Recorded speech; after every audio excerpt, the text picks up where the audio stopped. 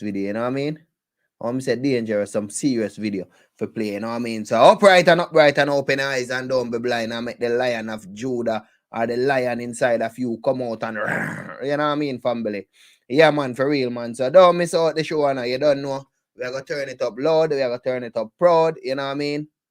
Yeah, man. So Facebook will block me and all of them thing there, you know? Alright, so we're not really play around. We just let me show you the videos them what I'm going to play, yeah?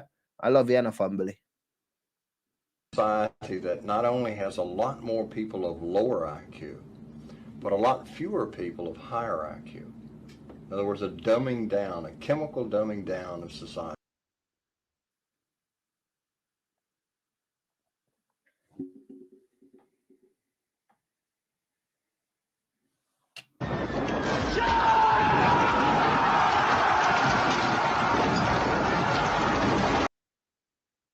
Government training program that sterilizes the potential for brilliance in children.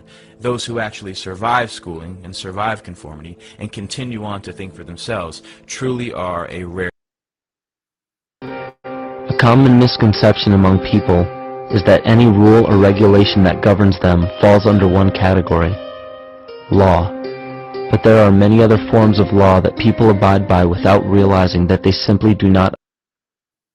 Alright, family, so you get a little clue of the videos them what I'm going to play. So first, I'm going to show you, say, don't make no one take away your inner thinking and all of them things there. So this was a live when me and family Sullivan fire was blazing up the fire. So I'm going to start the live like that, yeah? And make family come to them conscious state of mind. You know what I mean, family? You see, because use the spirit in the body, but yet we're living in a world where it's like people ignore that thing, you know what I mean? Yeah, man, for real, man. I love you so much in a family and turn up the heat, you know what I mean, family? Yeah, man, turn it backside up, you know what I mean? Yeah, man, our world and a family, and we can't make mankind try to control us, you know what I mean? Yeah, we have to just stand up strong and we have to stand up, you know, proud, you know what I mean? All right, family, make we turn it up, yeah? All right, love a family. This is family solve and fire, you know, love. That doesn't have no sense, then you feel that at the end of the day, when they come to you, you because you're someone could come and speak to you that doesn't have no sense, then you feel that at the end of the day, when they come to you, you because you're taking it, you're using your sense to interact with them, you're gonna lose that sense that you. Welcome to Solved Online, the online business information solution service through legislation.gov.uk for all clients at all levels in itself to actually use more than one of your sense. Yeah. Because a control mechanism is for people to think. Because when people are thinking, again, they're not gonna their sense get reduced. Look, there's two things: there's theory and there's practical. Theory and practical. The practical is what you're mostly supposed to go towards because that gives you more sense. Because that deals with everything around you. The theory only makes you think of what the sense is that you need to go towards. So by fasting, again, your body is now, like I say, reducing the fact of thinking about certain things. It wants the senses to come. You know, that's why you could feel more. You start feeling, you know what I'm saying, the anger, you start smelling. You can smell food from way quick. You could start hearing more clearly. I tell you, I start pick up on things that you would want, you know, that you would be greedy for. You know what I mean? And this is practical things. That's why I say, look, that's why there's two form of senses. Like we have because it's basic, but there's two forms. There's one which is theory. Theory is just only thinking. The practical is infinite because senses, it's infinite. It's senses. You can't count them. As much stars as there as you can't count. The Most High is a sense. That's why we can think of the Most High because we're using knowledge. We're using all of the receptors to really able to have an imagination. You know what I'm saying? Everything is senses. Like there ain't nothing. Look, we're responding to the environment because without the environment, we don't exist there. We don't have none of this. You know what I'm saying? We're not able to think without the environment, without the earth. The earth itself You know what I'm saying? You know how much sense it has? It gives us every sense. That's why if you go in the forest, you see how much sense the people them have in that forest. Is that what I said? Because they have to use Because look, everything. the earth provides that if we need oxygen, that's a sense. Oxygen is a sense, literally, because electricity is sense. So everything, don't let them, like I'm saying, don't let them put a cap on anything. Don't let them put a cap on you. Don't like a human doesn't have no more than sense than another human, because the sense doesn't come from the human. The sense comes from the environment. But like I say, if someone tells you exactly, and as big as the environment is, if the sense come from the environment, then you have to look towards the environment to gain sense. So if something like, look, it's like someone that could come to you and distract you. That's someone could come and speak to you that doesn't have no sense. Then you feel that at the end of the day, when they come to you, you because you're taking it, you're using your sense to interact with them. You're gonna lose that sense that you already have because you need to pay attention. Big brother, Mama jumping on video off of what you say now, yeah? Wow. Hold on. Yeah, man. A serious thing. Vibration. No, man, no. You see because your eyes translate vibration. And you smell because your nose translates vibration. Your fingertips are translating vibration. Your tongue is translating vibration. All of your senses are about the translation of vibration, and that's why you are able to perceive your environment. Yeah, man. For real, man. So let's uplift that. See, man. You see? Yeah. That's true. I mean, that's true. But that's reality, true. this man. Yeah. That's why you have to do the practical. The practical. The practical is paying attention, how to respond to yourself. Yeah. Because it's everything. We are vibrations, see, man. Because look, to have a bad mind is to have no sense. Yeah. To have a good mind is to have sense. To have a bad mind is to have no sense. Hear what I'm saying? I'm talking from experience. You know, this is practical. This is when you should identify the senses which you're not using.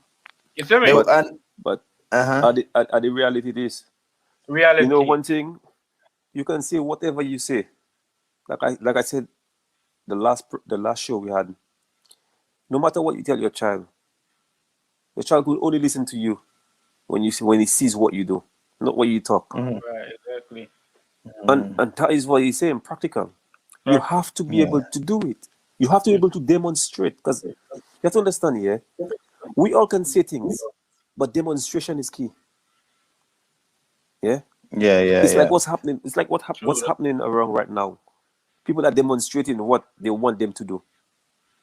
Walking around like sheep, walking around like dead people, mask on, all them things. They demonstrate. All right.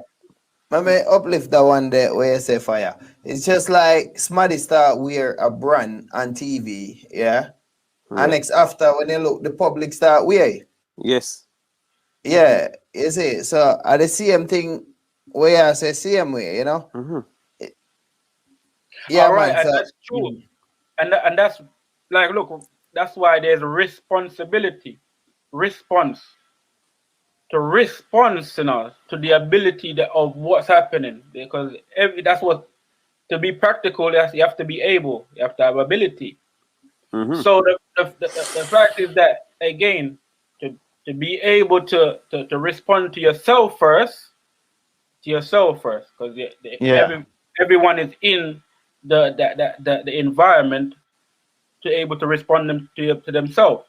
So once you're able to respond to yourself, again, then you'll be able to have enough responsibility, which sense to be able to not, again, like lose your senses, to not give it away. Because again, everything that we're seeing on the media is taking us our attention. So once. All right, yes, Wambly. So that is Wambly Sullivan. We are going to turn it up there now, you know what I mean? So the show starts. I share it as much as I can. You know what I mean? I share the link as much as I can. So if you're on a platform, same way, help me to share it for reach out there to each and everyone. Same way, you know what I mean? Yeah, family. So like what I say, upright and upright and I open your eyes and don't be blind. Don't make no one trick you because Lucifer is a dangerous thing. You know what I mean? Lucifer can play in your mind and Lucifer can play like in others' mind. You know what I mean? It's just like the Matrix and go blah, blah, blah, blah, blah, and next them change out. You know what I mean? You too. You understand me? You too can be the agent. The agent. You know what I mean? Sometimes I even family member. You know, like when you do something good, or when you're doing something good, it's like they're against you. You know what I mean? It's just like that family. So in the end, we have to just know these things and rise above these things, in it, family. Yeah, man, for real, man. So what we are gonna do? We are gonna jump in some video and jump in some video, family. Enough love for the viewers, them, you know, because family, you know, the earth can't heal itself on its own. You know what I mean? It need your help. It need my help. It need each and everyone help. You know what I mean? It need animal help. It need etc. help. You know what I mean? All right. So make we turn up the heat about the system. Yeah. Sort of mediocre. That leaves them dependent on government because they can't excel. We have these people of lower IQ who are totally dependent. Then we have this mass of people who are going to believe anything they're told because they can't really think clearly. And very few people of very high IQ who have good cognitive function who can figure this all out. And that's what they want. So, you know, you can kind of piece it together as to why they are so insistent in spending so many hundreds of millions of dollars of propaganda money to dumb down society.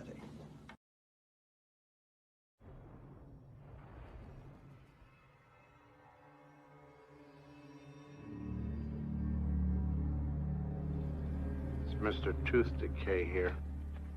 You know, making cavities used to be easy, but it's getting harder now. And mostly because of... Chris! Chris, fight cavities, so I'm gonna fight Chris! Now, Chris got fluoride in it, and Chris is always telling people to watch the treats, have checkups, and brush off it with Chris! Fluoride. It is hailed by the Centers of Disease Control and Prevention as one of the 10 great public health achievements of the 20th century. In fact, for over 60 years, the American Dental Association has stated that brushing with fluoride toothpaste will prevent tooth decay. But is this true? Is there more to the story than what we've been told? Triumph over tooth decay. Procter & Gamble announces Crest toothpaste with Fluorestan, its exclusive fluoride compound, world's greatest weapon against decay. Look, Mom, no cavities. Yes, Crest toothpaste really cuts down cavities because Crest has fluoride. The same fluoride dentists put right on teeth to prevent decay. With Crest, you put this fluoride on your teeth at home, too. Prevent cavities. Use Crest. Crest is accepted by the American Dental Association. Today, 95% of the toothpaste sold in the United States contains fluoride, and 72% of all water is fluoridated. Fluoride is safe and effective, and it's one of the most inexpensive ways to really cut down on dental decay. Anything we can do to help prevent cavities on children, I think, is very important. Absolutely, fluoride is safe. It's effective. Fluoridation of community water is extremely safe and extremely effective in preventing tooth decay. Science is on the side of fluoride being safe and effective. There is no controversy. If it's such a simple issue, how is it that it's still going on after half a century? I remember it being debated for 30 years ago. And it's continuously debated. But just because we've been doing something 50 years doesn't necessarily mean that it's right. Public health officials knew then what they know now. Would we have fluoride? Would it be added to our drinking water? Well, today a coalition of scientists, dentists, and doctors are taking action to stop fluoridation until it is proven safe.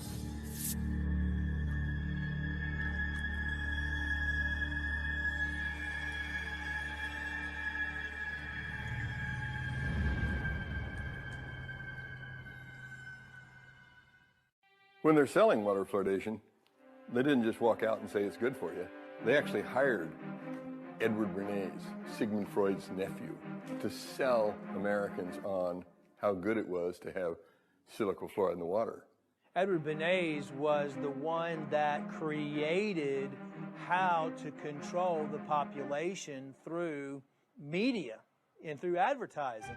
Edward Bernays, also known as the father of spin, pioneered the idea of crowd psychology. In 1928, he wrote a book called Propaganda, in which he wrote, "If we understand the mechanism and motives of the group mind, is it not possible to control and regiment the masses according to our will without their knowing it?" He called it the engineering of consent. Bernays introduced the corporate giants to crowd psychology methods and polished techniques to manipulate society. He convinced the population to buy on impulse things they didn't even need. In his writings, he concluded that individuals were controlled by 4 basic motivations: self-preservation, aggression, security, and sex. Bernays' belief was that by appealing to any of these 4 motives, it was possible to manipulate the majority of a population into doing almost anything. You could brainwash them into smoking cigarettes, starting war, electing politicians, you name it. And given the proven effectiveness of these techniques, it was no coincidence that the Aluminum Company of America asked Bernays to head the campaign for the fluoridation of the United States water supply. People like Bernays, were masters of social engineering. His entire thesis, if you will, is that you don't talk to the public in a rational, scientific way. Instead, you appeal to their emotions and you invoke their fears. He was key in getting women to start smoking. He positioned cigarettes as being sexy and individualistic and, power to the woman. That was the framing of why women should start smoking. A consumerist culture was born, and the United States government took notice. U.S. agencies soon adopted Bernays' techniques of manipulation to manufacture the fear of ever-present danger in the minds of the people, to give those in power greater control of what Bernays called the mass mind.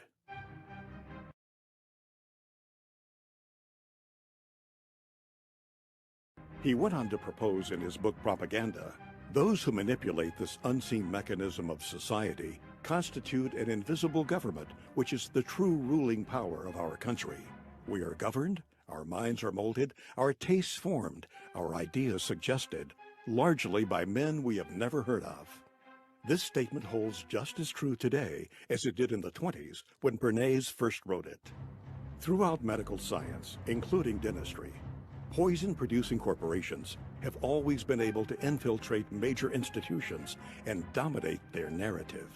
When Christopher Bryson was writing this book, The Fluoride Deception, he reached out to Edward Bernays. Bernays said it was child's play to convince the American public that fluoride was good for them. While the official narrative rang, the case for fluoride had been proven. Some people weren't so quick to jump on the fluoridation bandwagon. Because fluoride had been used for years as a rat poison, to kill coyotes, to kill cockroaches. Some of those opposing fluoridation were in fact dentists. And because of their advocacy for safe water, they were censored by the American Dental Association. If they worked for the Public Health Service, they got fired.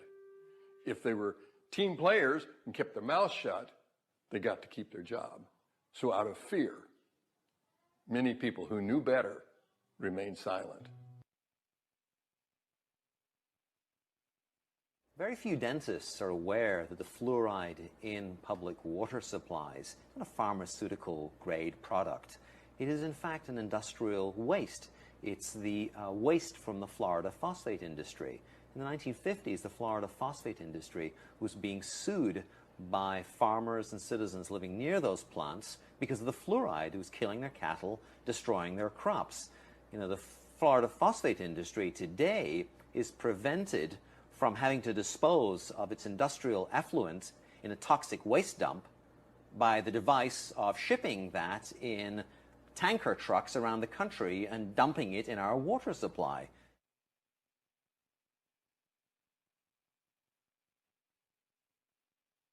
From the beginning, opposition to fluoride has been equated with believing the earth is flat or being against the United Nations. Opposition to fluoride is equated with quackery or paranoia.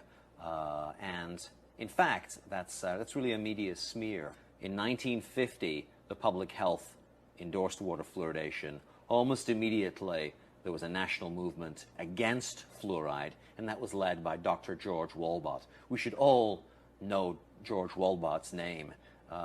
He was the first physician to warn of the dangers of fatal allergic reaction to penicillin. Wolbott was one of the first physicians to warn of the dangers of emphysema from smoking. He saw in his own surgery, in his practice in Detroit, Michigan, that people were coming in with these ailments, unexplained ailments, whether it was back pain or gastric distress, muscle fatigue, headaches, and he figured out that it was low-dose fluoride. That, as with a lot of drugs or chemicals, there's a small subset of people who are uniquely allergic to the chemical, and Wolbott realized that it was fluoride, and he performed a whole series of double-blind experiments where people were given some fluoridated water without knowing it, and the symptoms recurred. And very quickly, Wolbott's name, rather than being seen as this giant of public health committed to safeguarding public health, somebody who had warned us about penicillin or tobacco, suddenly George Wolbott becomes this marginal fringe figure who is criticized for his opposition to fluoride, and that's something that takes place again and again and again. Speaking out as a doctor or a dentist against fluoride is the third rail. It's fatal to your career. We don't know George Wolbott's name because he was smeared by the Public Health Service for his opposition to fluoride.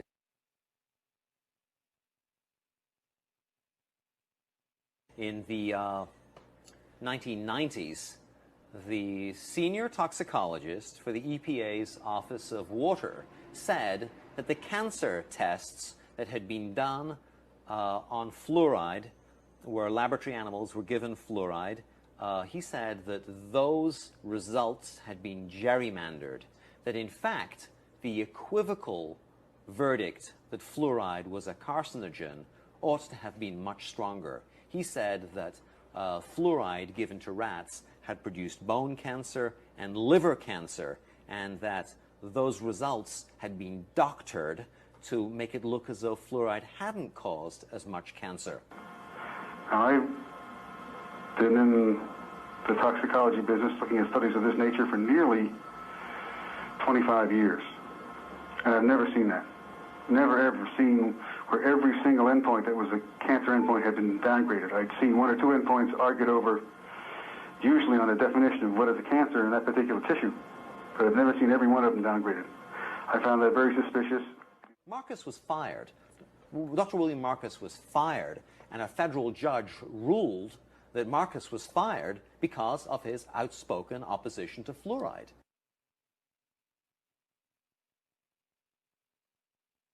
The first two chapters of the book relate the story of Dr. Phyllis Mullenix at the Forsyth Dental Institute. She had helped invent a new technology for studying the neurotoxicity of chemicals. It was called a computer pattern recognition system. And in essence, Dr. Mullenix's technology took photographs or video of animals which had been given a chemical in small doses, and then used computers to analyze the patterned behavior or the disruptions to patterned behavior when the animals had been given that chemical. While Mullenix was brought into the Forsyth Dental Research Center to study some of the chemicals used in dentistry, and she was asked to study fluoride. And Phyllis Mullenix said, I'm not wasting my time with fluoride. Fluoride's given to children, it's good for children, it's been around for donkey's years. I'm wasting my time by studying fluoride. But she did as she was ordered. And Phyllis Mullenix found that fluoride in very modest doses produces effects in laboratory animals resembling attention deficit and hyperactivity disorder. The pattern that we saw It typically is what we see with other neurotoxic agents that are well known to cause a hypoactivity or a memory problem or an IQ problem. When I first presented the results of these studies, one of the individuals sitting and listening to the results, he says, "Do you have any idea what you're saying?" And he says, "You're telling us that we're reducing the IQ of children." And basically I said, yes.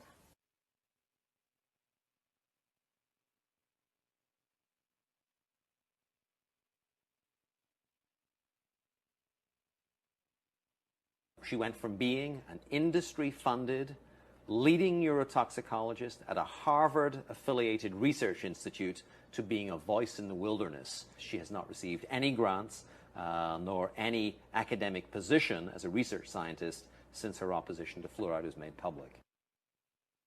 The Center of Disease Control says that water fluoridation is one of the top 10 public health achievements of the 20th century. How can citizens deal with something like that? Question authority.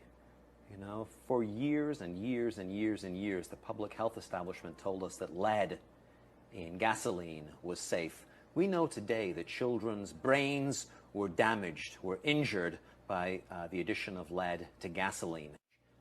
You know, the implications of this new documentary evidence, the implications of these buried medical studies, which are now in the public domain as a result of my book, as a result of you know, the medical work that's been done by people like Phyllis Mullenix, the willingness to speak truth of toxicologists like William Marcus. The implications of that research, of these new findings, is that something is terribly, terribly wrong, and we have been led very far astray, and it's time to change. But that change will only come as a result of bravery, as a result of the willingness to invest time.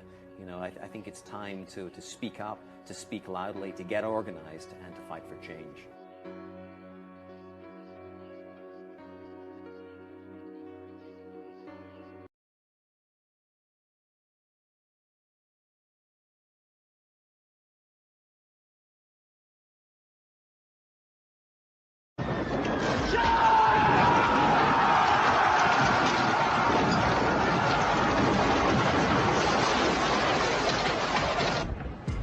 Did the world wars, revolutions, and big events of human history evolve naturally, or were they calculated and pre-planned? If they were pre-planned, who planned them, and what are they planning for the future of humanity? The answer to this puzzling question can be found within the boundaries of 3 of the world's most powerful cities. Those 3 cities belong to no nation and pay no taxes. They are Washington's District of Columbia, which is not part of the city of Washington or of the United States, the inner city of London, which is not part of London or England, and Vatican City, which is not part of Rome or Italy. These cities, called city-states, have their own independent flag, their own separate laws, and their own separate identity.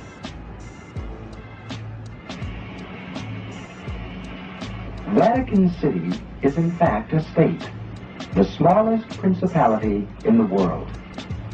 It lies on the banks of the Tiber, completely surrounded by the city of Rome.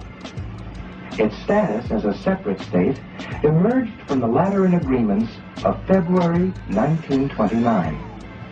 It has its own newspaper, postal service, radio and television station, its own flag, and a population of about 1,000.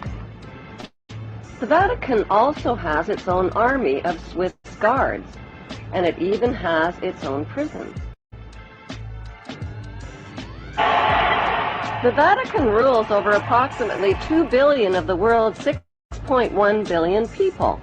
The colossal wealth of the Vatican includes enormous investments with the Rothschilds in Britain, France, and the USA, and with giant oil and weapons corporations like Shell and General Electric. The Vatican solid gold bullion worth billions is stored with the Rothschild-controlled Bank of England and the U.S. Federal Reserve Bank.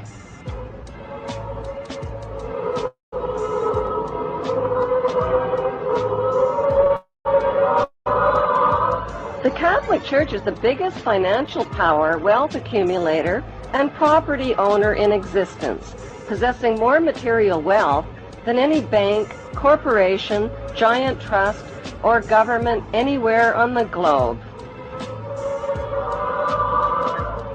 The Pope, who is the visible ruler of this colossal global wealth, is one of the richest men on earth. While 2/3 of the world earns less than $2 a day, and 1/5 of the world is underfed or starving to death, the Vatican hoards the world's wealth, profits from it on the stock market, and at the same time preaches about giving. How did the Pope and Vatican accumulate all that wealth over the millennium? One method was to put a price tag on sin. Many bishops and popes actively marketed guilt, sin, and fear for profit by selling indulgences. Worshippers were encouraged to prepay for sins they hadn't yet committed and get pardoned ahead of time. Those who didn't pay up risked eternal damnation in Satan's oven. Pope Leo X rebuilt St. Peter's Basilica, selling tickets out of hell and tickets to heaven. During the Dark Ages, the Catholic Church not only hoarded the wealth they collected from the poor, but hoarded knowledge. They kept the masses ignorant and in the dark by denying them a basic education.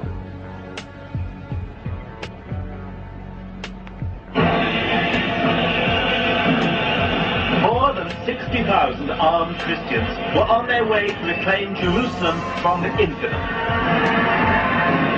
Between 1095 and 1291 AD, the Pope launched 7 bloodbaths called the Christian Crusades, torturing, burning, beheading, and mass murdering hundreds of thousands of Muslims and Jews in the name of God. The Pope's brutal soldiers were called Knights Templar, or Knights of the Temple of Solomon, and evolved into today's secretive brotherhood called the Freemasons.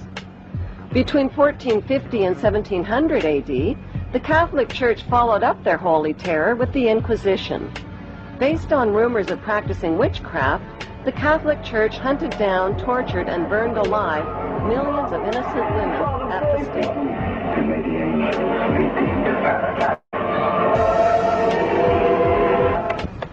During World War II, the Vatican was criticized for supporting Hitler and his Nazi regime. To this day, the Vatican is still under investigation for plundering Nazi gold from the Swiss bank accounts of Jewish Holocaust victims. Over the past 5 decades, more than 1,500 priests and bishops have been identified in the sexual assault of tens of thousands of boys and girls in their trusting congregations and orphanages. Why is this filthy rich institution preaching spiritual values of poverty and chastity while cardinals, bishops, and priests cover up their crimes of sexual abuse? Why has the Church fought and resisted the compensation claims of their sexually, emotionally, and spiritually traumatized victims? Like Vatican City, London's inner city is also a privately owned corporation or city-state, located right smack in the heart of Greater London. It became a sovereign state in 1694 when King William III of Orange privatized and turned the Bank of England over to the bankers. By 1812, Nathan Rothschild crashed the English stock market and scammed control of the Bank of England. Today, the city-state of London is the world's financial power center and the wealthiest square mile on the face of the earth. It houses the Rothschild-controlled Bank of England, Lloyd's of London, the London Stock Exchange, all British banks, the branch offices of 385 foreign banks, and 70 U.S. banks. It has its own courts, its own laws, its own flag, and its own police force. It's not part of Greater London or England or the British Commonwealth and pays no taxes. The city-state of London houses Fleet Street's newspaper and publishing monopolies. It is also the headquarters for Worldwide English Freemasonry and headquarters for the worldwide money cartel known as the Crown. Contrary to popular belief, the Crown is not the royal family or the British monarch. The Crown is the private corporate city-state of London. It has a council of 12 members who rule the corporation under a mayor called the Lord Mayor. The Lord Mayor and his 12-member council serve as proxies or representatives who sit in for 13 of the world's wealthiest, most powerful banking families. This ring of 13 ruling families includes the Rothschild family, the Warburg family, the Oppenheimer family, and the Schiff family. These families and their descendants run the Crown Corporation of London. The Crown Corporation holds the title to worldwide Crown land in Crown colonies like Canada, Australia, and New Zealand. The British Parliament and the British Prime Minister serve as a public front for the hidden power of these ruling Crown families. Like the city-state of London and the Vatican, a third city-state was officially created in 1982. That city-state is called the District of Columbia and is located on 10 square miles of land in the heart of Washington. The District of Columbia flies its own flag and has its own independent constitution. Although geographically separate, the city-states of London, the Vatican, and the District of Columbia are one interlocking empire called Empire of the City. The flag of Washington's District of Columbia has 3 red stars, one for each city-state in the 3-city empire. This corporate empire of 3 city-states controls the world economically through London's inner city, militarily through the District of Columbia, and spiritually through the Vatican. The Constitution for the District of Columbia operates under a tyrannical Roman law known as Lex Fori, which bears no resemblance to the U.S. Constitution. When Congress passed the Act of 1871, it created a separate corporate government for the District of Columbia. This treasonous act allowed the District of Columbia to operate as a corporation outside the original Constitution of the United States and outside of the best interests of American citizens. Government training program that sterilizes the potential for brilliance in children. Those who actually survive schooling and survive conformity and continue on to think for themselves truly are a rare breed. All children start out as curious, highly experimental minds, and then one day they're sent to school. Mandatory schooling has never consisted of anything but the memorization of monotonous dead facts and training children to master repetitious behavior. For the greater part of their day, everything the child says must match the interest of their school teachers. Their behavior must coincide with a set policy and a set regulation. They can If they wish to speak, they must raise their hands. And after every hour or so, a bell rings and everyone must move to it. It couldn't be any more slave-like. And this type of training becomes a ritual for the child. It becomes the plot background for their television shows and books, or the ideology taught to them by a teacher or a parent. An entire monoculture is being developed here, stripping children of their power to cause trouble for the state at an early age, training them to be good servants of the politically correct. Their environment is much like a prison, by the population lacking any ability to check the authority of the warden. The process becomes a matter of rubber stamping. They have no control over their entire lives, which is directly related to youth violence, because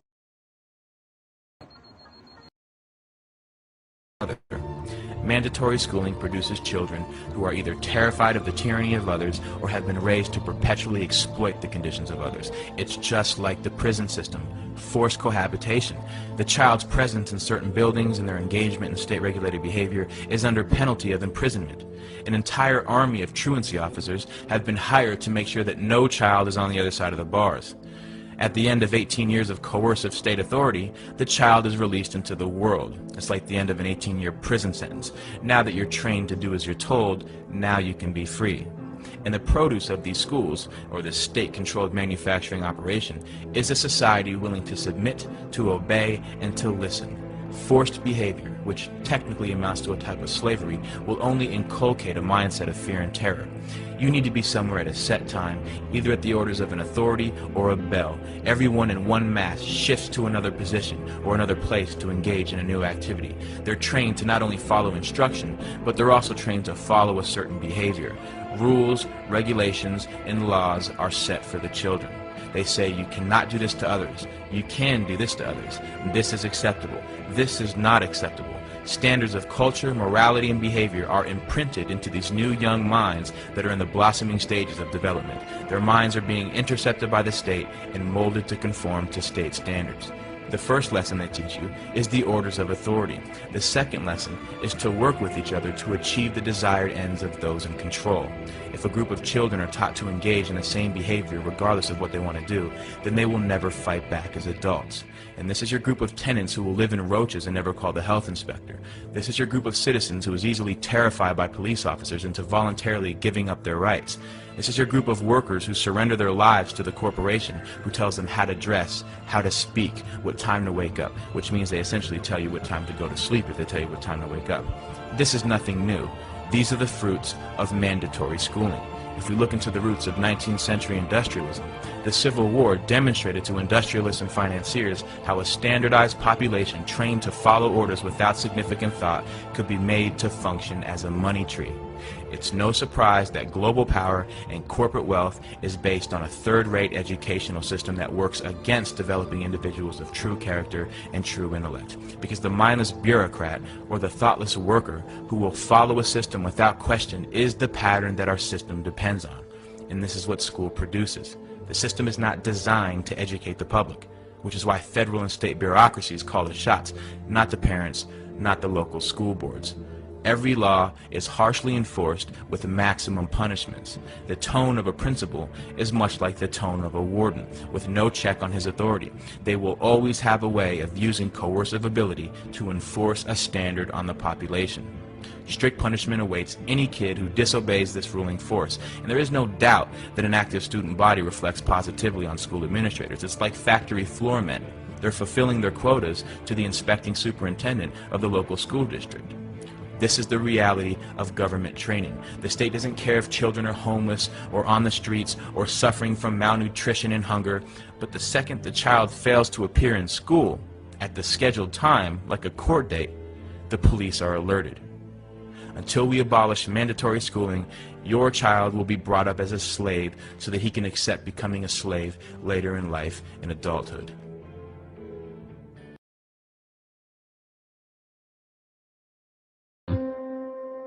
Another misconception is that a nation's constitution.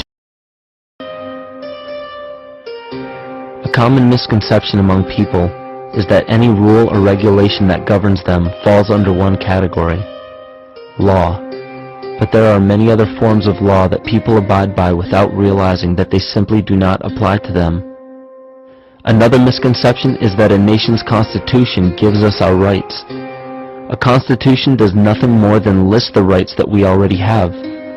We are born with inalienable rights, endowed to us by our Creator. They are not given to us, and they cannot be given away. The most a person can do with a right is choose whether to exercise it or not. Maritime admiralty law is what's known as the law of the water. It is superseded by civil law and only applies to those who willingly contract themselves into it. The definition of admiralty law is a body of private international law governing the relationships between private entities which operate vessels on the oceans. Let's look at how and why a form of law that is fashioned to govern corporations, businesses, and vessels has imposed its rule over natural human beings. This is all done through a form of word magic. A simple perversion of language has made it possible to convince people around the world that these alternative laws apply to them. One of the predominant beliefs in modern culture is that licenses, permits, registrations, and other forms of documentation are required to operate motor vehicles, use public roads, build structures and establishments, engage in free enterprise, and much more.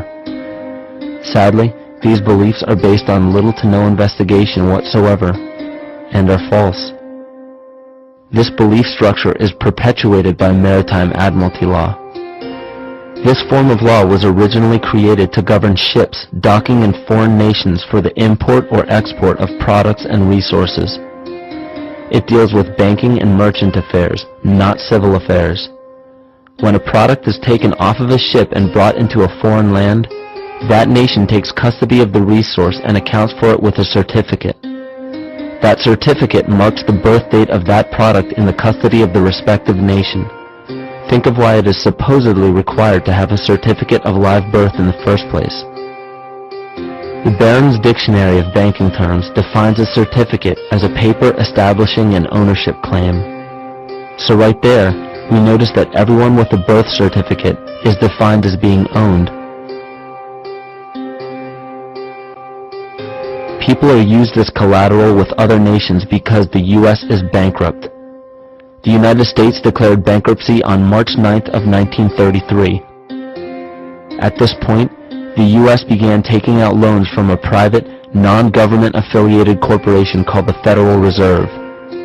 With no money to pay back the loans, the United States began using the citizens as collateral.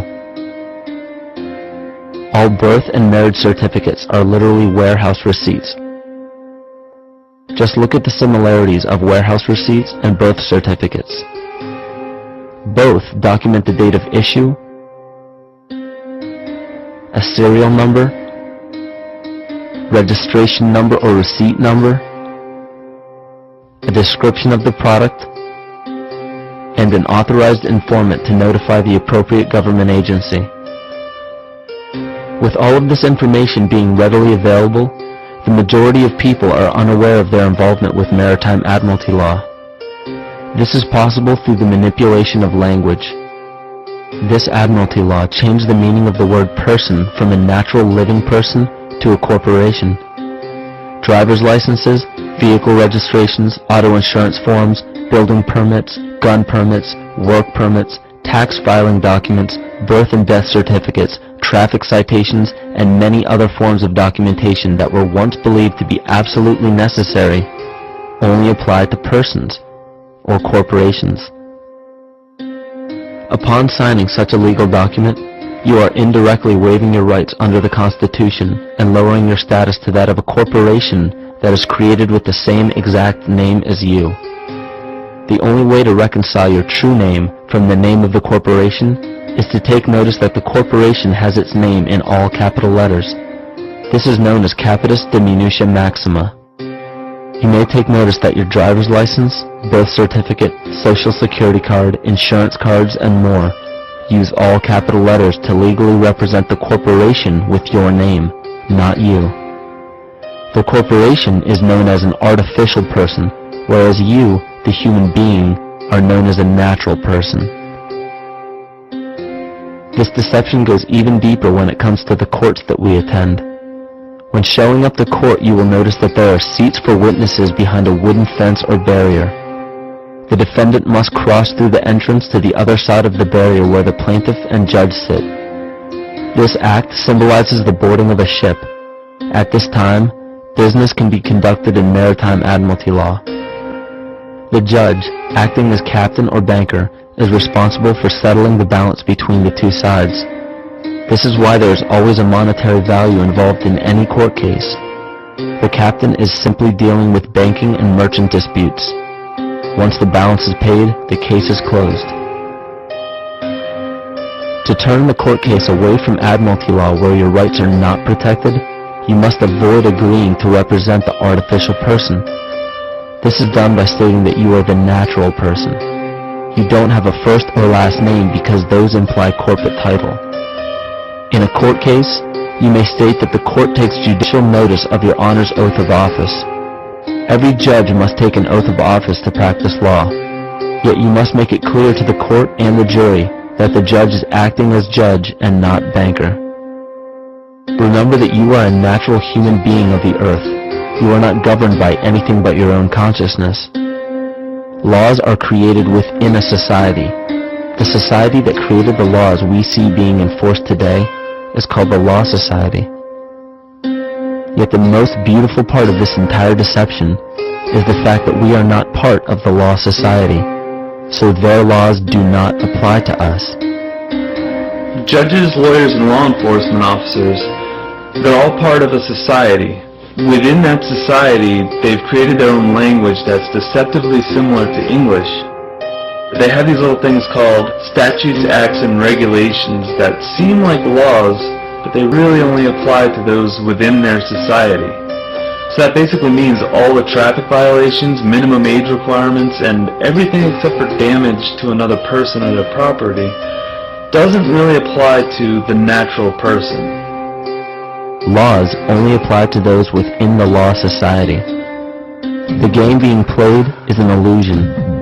You can simply choose to open your eyes and reclaim the freedom that you were born with, bound by nothing but the limits of your imagination.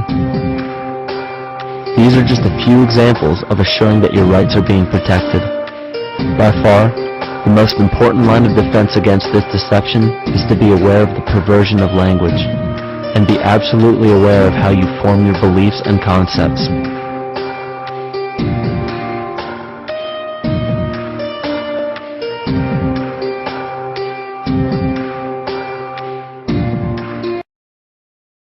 Big tech's growth in wealth and influence over the last decade has surpassed the wealth and influence of the big media companies we covered in Chapter 2.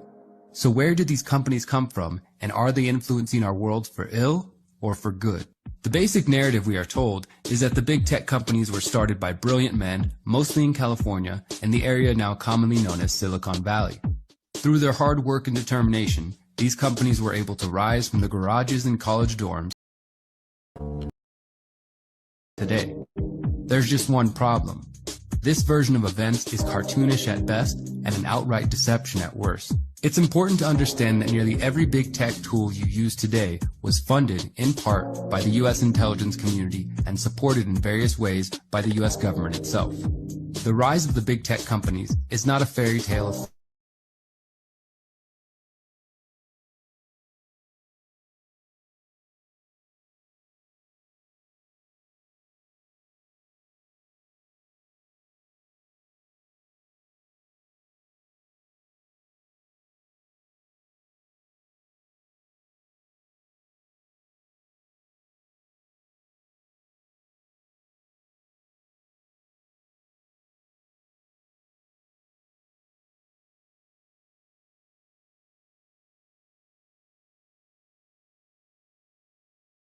In fact, big tech's growth in wealth and influence over the last decade has surpassed the wealth today was funded, in part, by the U.S. Through their hard work and determination, these companies were able to rise from the garages and college dorms to become the giants we know them as today. There's just one problem. This version of events is cartoonish at best and an outright deception at worst. It's important to understand that nearly every big tech tool you use today was funded, in part, by the U.S. intelligence community and supported in various ways by the U.S. government itself. The rise of the big tech companies is not a fairy tale of dark and disturbing story of corporate welfare and deep ties to the intelligence community. In fact, most of the digital tools you use, including cell phones, GPS, and the internet itself, started out as tools for the military. These tools were designed by the U.S. Department of Defense under the direction of the Defense Advanced Research Project Agency, the Big Tech Intelligence Complex. What we know as the Internet, or the World Wide Web, was first developed by the military as the ARPANET. One of the best sources for the true origins of big tech is the book Surveillance Valley by researcher Yasha Levine. In his groundbreaking book, Levine outlines the role that the military and intelligence apparatus played in advancing these tools from being used by millions of people around the world. Back then, people understood what this technology was about. Going back to as early as 1969, which is the first year that the ARPANET was turned on. So the ARPANET was turned on in 1969. That same year, there was huge protests in MIT against the ARPANET. And there were these pamphlets and booklets passed out on campus talking about the ARPANET as the beginning of this surveillance network that was going to allow what they called Washington's policemen to better manage the world and to control the world. And so it was obvious to people almost half a century ago what this network was, and we've sort of lost it. It had been really successfully rebranded starting in the 1980s and 1990s into something utopian, whereas it wasn't that before. In 2017, a former director of the National Science Foundation shed more light when he published an article exploring the true founding of Google. Quote, "The research arms of the CIA and NSA hoped that the best computer science minds in academia could identify what they called birds of a feather. Just as geese fly together in large V-shapes, or flocks of sparrows make sudden movements together in harmony, they predicted that like-minded groups of humans would move together online. Their research aim was to track digital fingerprints inside the rapidly expanding global information network, which was then known as the World Wide Web. Could an entire world of digital information be organized so that requests humans made inside such a network might be tracked and sorted? Could their queries be linked and ranked in order of importance? Could birds of a feather be identified inside this sea of information so that communities and groups could be tracked in an organized way? Jeff Nesbitt goes on to describe how Sergey Brin and Larry Page, the ostensible founders of Google, were originally funded through, quote, through an unclassified, highly compartmentalized program that was managed for the CIA and the NSA by large military and intelligence contractors. It was called the Massive Digital Data Systems Project. Eventually, the research by Brin and Page under these grants became the heart of Google's search engine. Nesbitt writes, quote, the intelligence community, however, saw a slightly different benefit in their research. Could the network be organized so efficiently that individual users could be uniquely identified and tracked? In 2014, more details emerged regarding the relationship between Sergey Brin, former Google executive Eric Schmidt, and the National Security Agency. A Freedom of Information Act request revealed that Brin and Schmidt were on a first-name basis with then NSA Chief General Keith Alexander.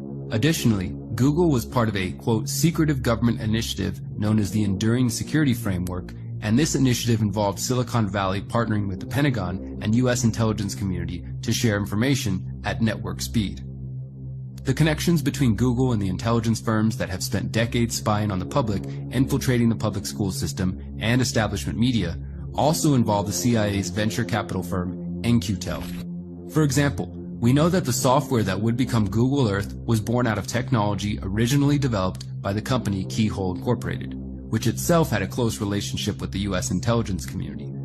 However, Google was not the only big tech firm who maintained a relationship with In-Q-Tel. Facebook executives also had close ties to CIA venture capital firm In-Q-Tel. Journalist James Corbett reports. Publicly, In-Q-Tel markets itself as an innovative way to leverage the power of the private sector by identifying key emerging technologies and providing companies with the funding to bring those technologies to market. In reality, however, what In-Q-Tel represents is a dangerous blurring of the lines between the public and private sectors in a way that makes it difficult to tell where the American intelligence community ends and the IT sector begins. Two of the names that come up most often in connection with In-Q-Tel, however, need no introduction: Google and Facebook. The publicly available record on the Facebook In-Q-Tel connection is tenuous. Facebook received $12.7 million in venture capital from Excel, whose manager, James Breyer, now sits on their board. He was formerly the chairman of the National Venture Capital Association, whose board included Gilman Louie, then the CEO of In-Q-Tel. The connection is indirect, but the suggestion of CIA involvement with Facebook, however tangential, is disturbing in the light of Facebook's history of violating the privacy of its users. Around the time Facebook was launched, a similarly themed government project was coming to an end. LifeLog was a project of the Information Processing Techniques Office of DARPA, designed, quote, to be able to trace the threads of an individual's life in terms of events, states, and relationships, with the ability to take in all of a subject's experiences from phone numbers dialed and email messages viewed to every breath taken, steps made, and place gone. USA Today reported that, quote, cameras and microphones would capture what the user sees or hears. Sensors would record what he or she feels. Global positioning satellites would log every movement. Biomedical sensors would monitor vital signs. Emails, instant messages, web-based transactions, telephone calls, and voicemails would all be stored. Mail and faxes would be scanned. Links to every radio and television broadcast heard and every newspaper, magazine, book, website, or database seen would be recorded. DARPA contractors stated that LifeLog software, quote, will be able to find meaningful patterns in the timetable to infer the user's routines, habits, and relationships with other people, organizations, places, and objects. Ultimately, the program was abandoned because of surveillance fears. On February 4, 2004, Wired magazine reported that the Pentagon was abandoning the LifeLog project. Ironically, this is the exact day that Mark Zuckerberg launched its first iteration of Facebook. LifeLog's creator Douglas Gage recently told Motherboard he feels that in many ways, Facebook has accomplished the goals of LifeLog. Quote, I think that Facebook is the real face of pseudo-LifeLog at this point. I generally avoid using Facebook, only occasionally logging in to see what everyone is up to, and I have never liked anything. Another important note regarding social media and intelligence agencies relates to the 2013 revelations by Edward Snowden. According to one of the documents leaked by Edward Snowden, the British government maintains software for online persona management. The British government communications headquarters operates an elite unit known as the Joint Threat Research Intelligence Group. The documents outline tactics employed by the agency, including ways to manipulate public opinion, understand human thinking and behavior, and encourage conformity. One of the reports from 2011 outlines J-Trig's tactics, including uploading YouTube videos containing persuasive communications, starting Facebook groups and Twitter accounts, and creating fake online personalities and supporters to, quote, discredit, promote distrust, dissuade, deter, delay, or disrupt. The unit used social media campaigns to encourage and foster obedience and conformity. Communications headquarters operates an elite unit known as the Joint Threat Research Intelligence Group. The documents outline tactics employed by the agency, including ways to manipulate public opinion, understand human thinking and behavior, and encourage conformity. One of the reports from 2011 outlines J-Trig's tactics, including uploading YouTube videos containing persuasive communications, starting Facebook groups and Twitter accounts, and creating fake online personalities and supporters to, quote, discredit, promote distrust, dissuade, deter, delay, or disrupt. The unit used social media campaigns to encourage and foster obedience and conformity. The British intelligence and the US intelligence community both desire to promote obedience and conformity within the public. They use social media to keep the public propagandized, distracted, misinformed, and fighting amongst themselves. We could go on to detail the intelligence connections and partnerships between Facebook, Apple, Google, and Amazon, but the point is that the origins of the big tech firms which control information technology are much different from what is promoted in the mainstream. These companies have directly and indirectly benefited from the financial investments of the US military and intelligence sectors. They have also shown a willingness to share user data with law enforcement. These big tech firms are also furthering the all-pervasive surveillance state. Not only are Google, Facebook, Microsoft, Apple, and Amazon tracking your habits on and offline, they are profiting from that knowledge. With the growth of AI smart assistants and speakers like Amazon Echo, Google's Nest, Apple's Siri, and other devices, millions of people around the world are welcoming the surveillance state into their homes. Amazon is well known for their online marketplace, but less people are aware that the big tech firm has been developing facial recognition software called Rekognition. Amazon has marketed the facial recognition tools to police departments in the United States, claiming that the software will allow real-time surveillance using body cameras.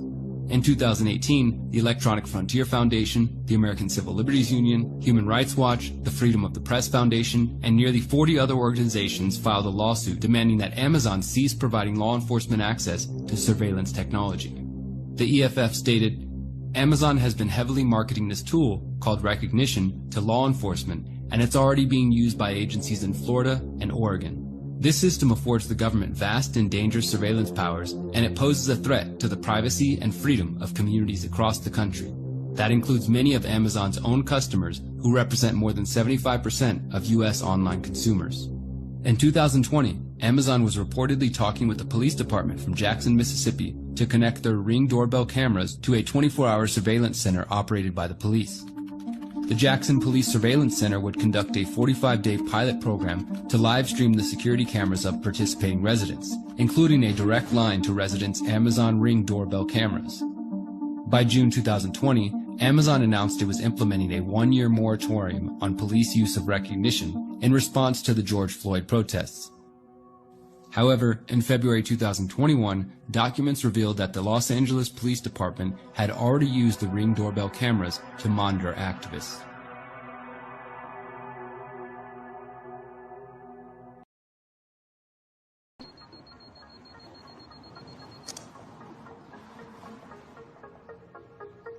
For many of us, one of the first things we do in the morning is check out our favorite news stations, newspapers, social media feeds, and websites to get informed on the important events of the day.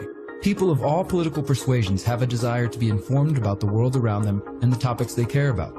The average person might believe that the hundreds of TV stations, millions of websites, and never-ending social media feeds offer a limitless resource of factual, credible information about the important issues.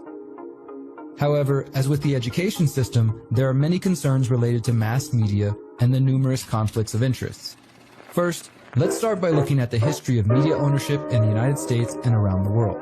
In the early 1980s, about 50 corporations controlled most books, music, newspapers, movie studios, radio, and TV stations. Within a decade, that number would drop to around 25, and by the year 2000, just 6 corporations had control of about 90% of the media. As of 2020, that number is down to 5 corporations. These corporations include AT&T, Disney, Comcast, Fox Corp, and National Amusements. Many of the previous large media corporations have been purchased by or merged with one of these top 5. Comcast owns NBC, Telemundo, MSNBC, CNBC, USA Network, Sci-Fi, Oxygen, Bravo, the film studio Universal Pictures, multiple animation studios, and Universal Parks and Resorts. Disney owns Walt Disney Studios, which includes Pixar, Marvel Studios, Lucasfilm, and 20th Century Studios. Disney also owns ESPN and ABC News and Networks.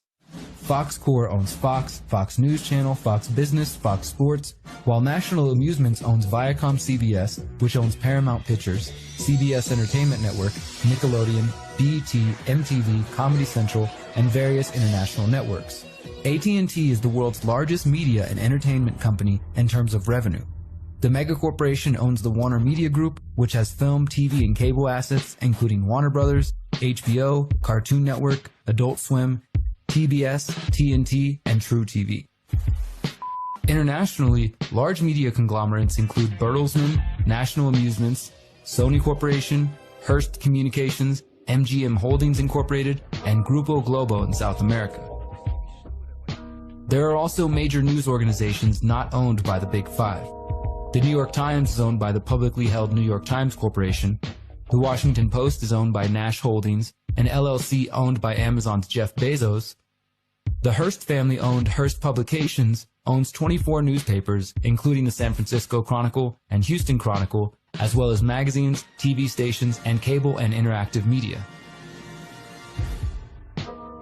Rupert Murdoch is the executive co-chairman of Fox Corporation and is also chairman of News Corp, which owns the Wall Street Journal and other publications. Altogether, his family controls 120 newspapers across 5 countries. Billionaire Michael Bloomberg is also a longtime media mogul with Bloomberg LP and Bloomberg Media. Donald Newhouse and his brother Samuel Newhouse inherited Advance Publications, a privately held media company that controls newspapers, magazine, cable TV, and entertainment assets including Discovery Channel, Reddit, and Condé Nast, which publishes magazines Wired, Vanity Fair, GQ, The New Yorker, and Vogue. Several other billionaires, including Comcast CEO Brian Roberts and Liberty Media Chairman John Malone, own or control cable TV networks that are powerful but not primarily news-focused.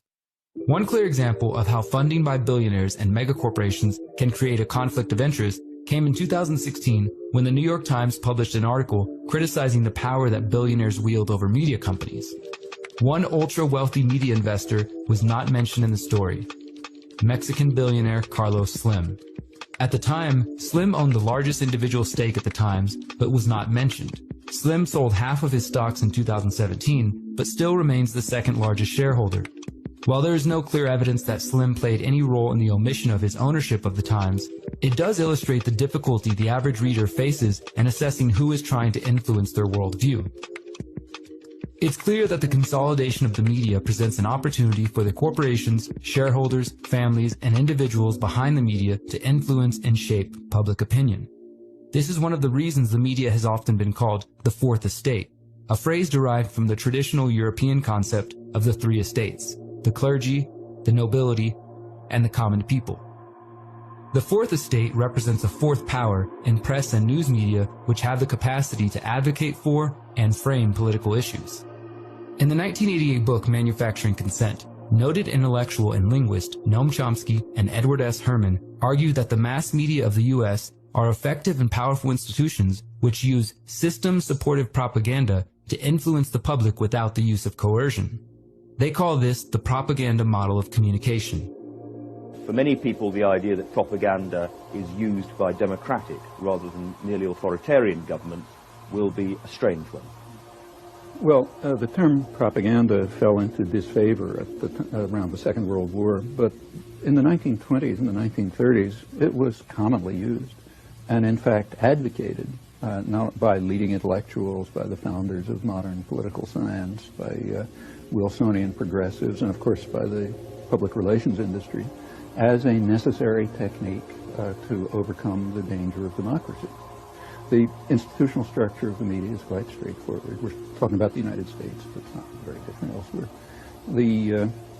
The major, there are sectors, but the agenda-setting media, the ones that sort of set the framework for everyone else, like the New York Times and the Washington Post and so on, these are major corporations, parts of even bigger conglomerates.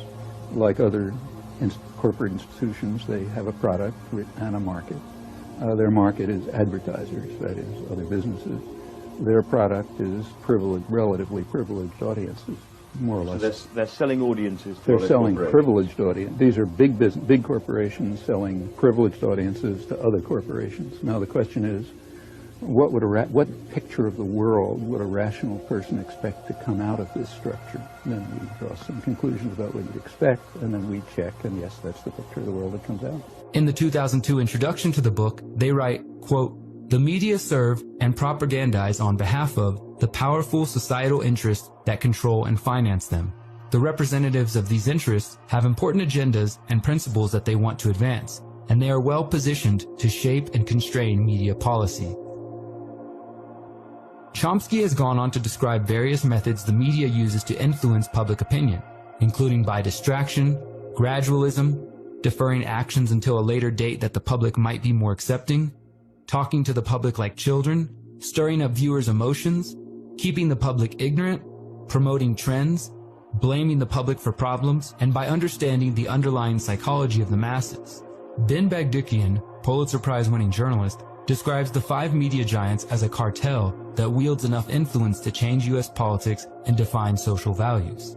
Quote, "The Ford Motor Company and General Motors do not compete to the death because each has too much to lose in an all-or-nothing rivalry. Similarly, the major media maintains their cartel-like relationships with only marginal differences among them, a relationship that leaves all of them alive and well, but leaves the majority of Americans with artificially narrowed choices in their media." Ruling class journalism. As early as 1973, reports started to reveal that the U.S. intelligence community was infiltrating foreign and domestic media. In late November of that year, the New York Times reported that the CIA had about 36 American journalists working abroad on its payroll as undercover informants, some of them as full-time agents. None of the names of the journalists were revealed to the public. In 1975, the U.S. Senate organized the U.S. Senate Select Committee to study governmental operations with respect to intelligence activities, otherwise known as the Church Committee, named after Idaho Senator Frank Church, who chaired the committee.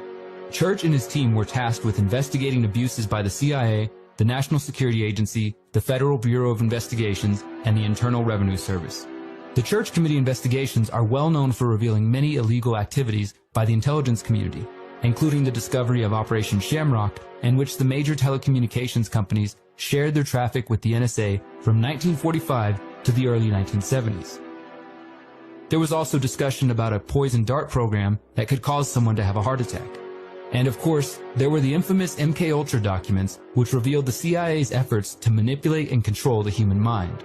The Church Committee's final report, published in April 1976, also covered CIA ties with both foreign and domestic news media. The report mentions that agents had planted false stories about activists, including Martin Luther King Jr. The report found that the CIA maintained a network of several hundred foreign individuals around the world who provide intelligence to the CIA and at times attempted to influence public opinion through the use of covert propaganda. These individuals provided the CIA with direct access to many newspapers and periodicals, press services and news agencies, radio and TV stations, commercial book publishers, and other foreign media outlets. In the United States, the CIA estimated they had around 50 assets who are individual American journalists or employees of U.S. media organizations. The committee found that more than a dozen U.S. news organizations and commercial publishing houses formally provided cover for the CIA agents abroad. At a House Intelligence Committee hearing in 1975, CIA Director William Colby was questioned about whether the agency had employees in TV networks and newspapers. We do have people who submit pieces to American journals. Do you have any people paid by the CIA who are working for television networks? This, I think, gets into the kind of getting into the details, Mr. Chairman, that I'd like to get into in executive session. In 1976, a New York Times article titled CIA Ties to Journalists reported that, quote, a draft copy of a report by the House Select Committee on Intelligence last week said that 11 full-time officers of the CIA were posing as journalists overseas in connection with their intelligence work. The report said further that until 1978, live agents had posed as full-time correspondents with organizations that have major general news impact. Moreover, the report said some 15 news organizations had cooperated with the CIA in providing cover for CIA operatives. The Times goes on to state that press freedom here is protected from government intrusion under the First Amendment to the Constitution, and thus a reader, viewer, or listener has the right to expect that the news will not be slanted to conform to a governmental position. An agent reporting from abroad to the United States would face an impossible task in sorting out his allegiance to his real employer, the CIA, from that to his news organization and its readers. The CIA formally refused to make public the names of which American news agencies cooperated with the CIA, which ones allowed themselves to be used as cover, and the names of the reporters who secretly worked for the CIA. The Times also noted that Sam Jaff, a former TV reporter who admitted to working with the FBI, accused popular journalists like Walter Cronkite of CBS of being on the list of journalists paid by the CIA. Despite the fact that the US government never actually used the name, the CIA's manipulation of mainstream media has come to be known as Operation Mockingbird. First of all, it is important to note that what we know of as Operation Mockingbird was not called Operation Mockingbird, or at least there is absolutely no reason to believe that. The entire idea that this program to infiltrate the media was called Operation Mockingbird actually sources to a single offhand mention in one book by Deborah Davis about Catherine Graham that was sourced to an unnamed anonymous CIA person, so take it for what it's worth. Having said that, the CIA absolutely did engage, and presumably still does, but admittedly did engage in an extensive operation to infiltrate the media at all levels, less controversially internationally, by setting up publishing houses, by having journalists and reporters stationed overseas, by various methods for controlling what was seen overseas. But that, at least theoretically, is within the CIA's mandate to operate internationally. More controversially, it absolutely did the same things domestically within the United States, directly against the CIA's charter to operate only internationally. And we do not have to go on a speculative limb for that. It was admitted during the Church Committee hearings by the CIA that they did have agents in the American media that would, at the very least, forward stories to American media for publication. But subsequent reporting on that by Carl Bernstein in his seminal 1977 work for Rolling Stones, The CIA and the Media, he absolutely showed from a number of different sources that there were not only journalists who were reporting and acting essentially as informants for the CIA, there were actual agents that were undercover as journalists and reporters.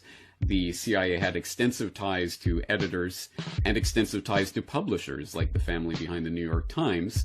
And other reporting has shown that, for example, Allen Dulles in the early days of the CIA could and did often call up publishers in the U.S. in order to change certain stories or to get certain facts reported or not reported.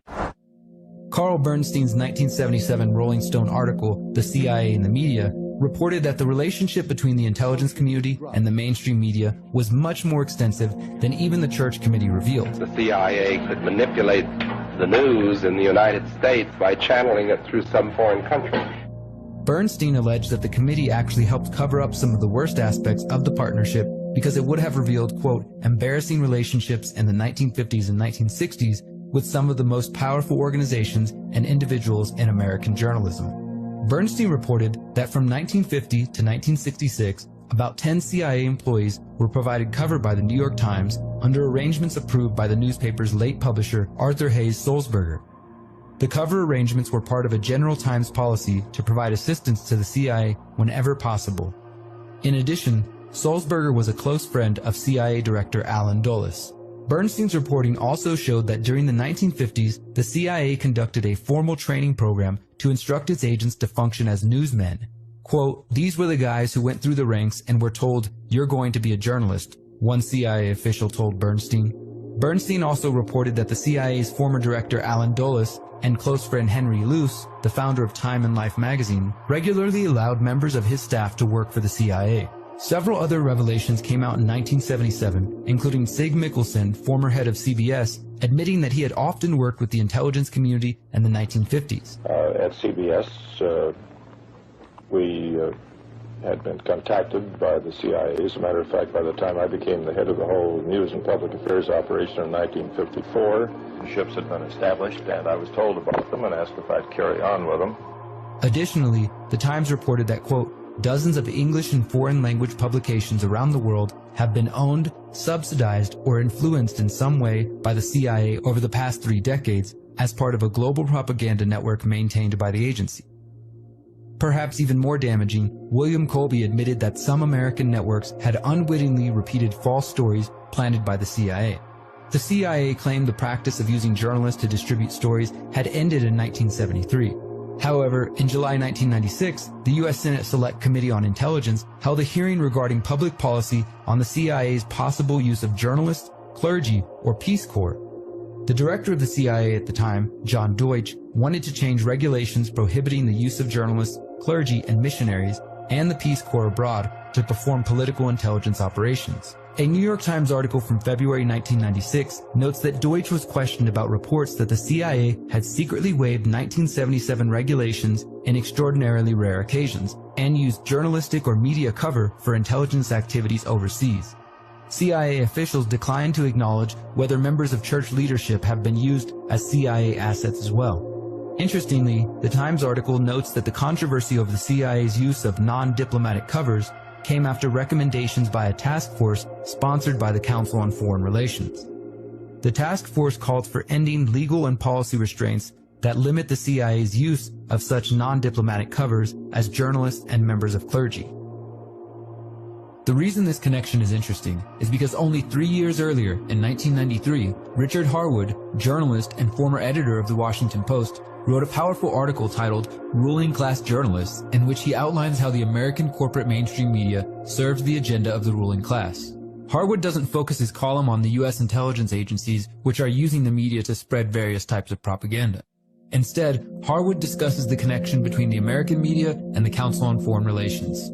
Harwood writes, quote, "In its 70-year history, the quarterly journal, Foreign Affairs, has had but 5 editors. The 5th, recently appointed, is James Hogue, former publisher of the New York Daily News, and before that, editor of the Chicago Sun-Times. The quarterly is published by the Council on Foreign Relations, whose members are the nearest thing we have to a ruling establishment in the United States. The President is a member, so is his Secretary of State, the Deputy Secretary of State, all 5 of the Undersecretaries, several of the Assistant Secretaries, and the Department's legal advisor. The President's National Security Advisor, and his deputy are members. The Director of Central Intelligence, like all previous directors, and the Chairman of the Foreign Intelligence Advisory Board are members." Harwood goes on to note that many leading figures of American political life were members of the Council on Foreign Relations, including Gerald Ford, Jimmy Carter, Henry Kissinger, Zbigniew Brzezinski, Cyrus Vance, McGeorge Bundy, Governor Mario Cuomo, and so on. In later chapters of this series, we will return to the topic of the Council on Foreign Relations and how non-governmental organizations, think tanks, and nonprofits also play a role in the pyramid of power. The point is that the media around the world are not only influenced by corporate dollars and interests, but they are often a tool for disseminating intelligence community propaganda and promoting the agenda of the ruling class. Despite the promises of ending collaboration between spy agencies and journalists, as recently as 2014, the CIA was caught collaborating with the journalists from the LA Times.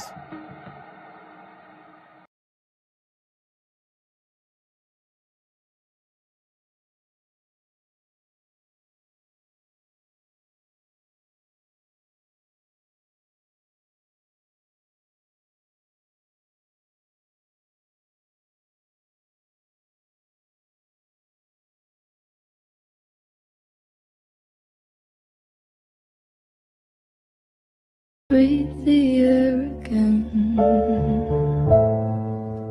It's a beautiful day.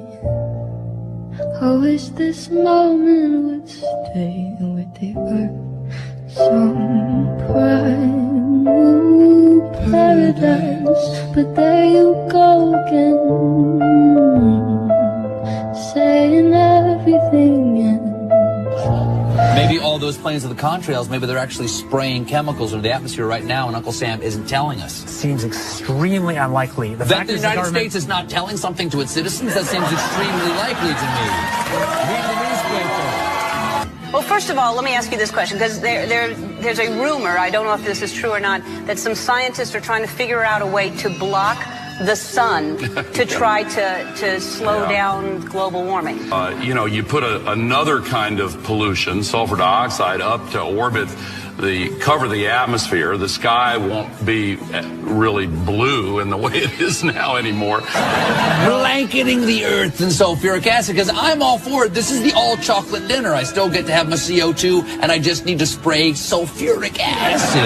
Right? All over the earth. Right. But we put 50 million tons of sulfuric acid in the air now as pollution, and it kills 1 million people a year worldwide. Okay, and that's good or bad? It's terrible. But it'll be better if we put more in. So if it kills 1 million people and we're only doing 1% more, we're just killing 10,000 more people. You can do math. So killing people is not the objective here. Killing people, not the objective. I just wanted to be clear. This is the kind of stuff I wake up sweating about. Exactly. Well, it's your goddamn idea. What happens to the sulfuric acid after it's sprayed? Does it just stay up there? No, it rains down. Okay. But as I said, it rains down. Okay. It's a tiny addition. Okay. And you put, say, 20,000 tons of sulfuric acid into the stratosphere every year, and each year you have to put a little more, and this doesn't, in the long run, mean that you can forget about cutting emissions. We will need to rein in emissions. We'll get to it eventually, yeah. Plane moves along, and the little white trail follows right behind it, and usually about 10 or 20 lengths of the plane, or thereabouts, and then it's gone. And you can still see them that way, by the way, once in a while. So there goes a contrail. These other things we're talking about are not at all the same phenomena at all. These planes go by, and they billow out this white smoke, and it covers the sky from horizon to horizon. It doesn't dissipate at all. And they crisscross each other, and you see this thing cover the sky and turn it milky, and then people start having trouble breathing, and then you hear stories about the aluminum and barium deposits that they're picking up and the residue. And you put it all together, and I don't see how anybody who's got their eyes open and their mind open can come to any other conclusion but that somebody is spending a lot of money and effort to spray the planet. The question is, why? Of course, now it's starting to drip. If you don't know what that means, it means it's falling on your head.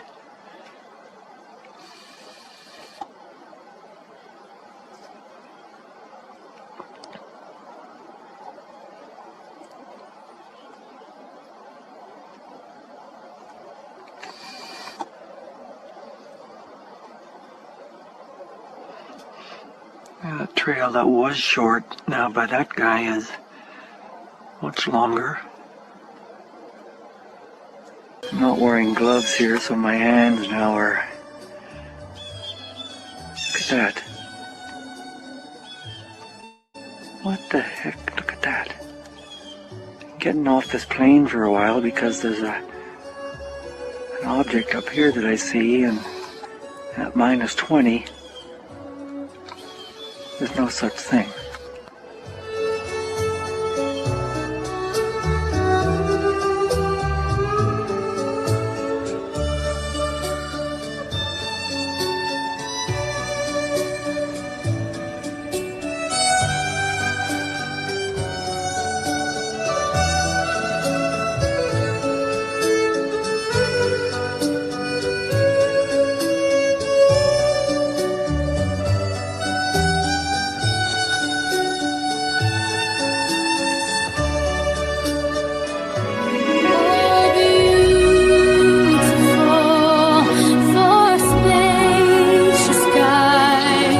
people are...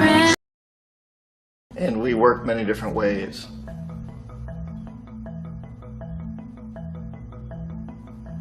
But perhaps the most common is that we will identify a country that has resources our corporations covet, like oil, and then arrange a huge loan to that country from the World Bank or one of its sister organizations. But the money never actually goes to the country.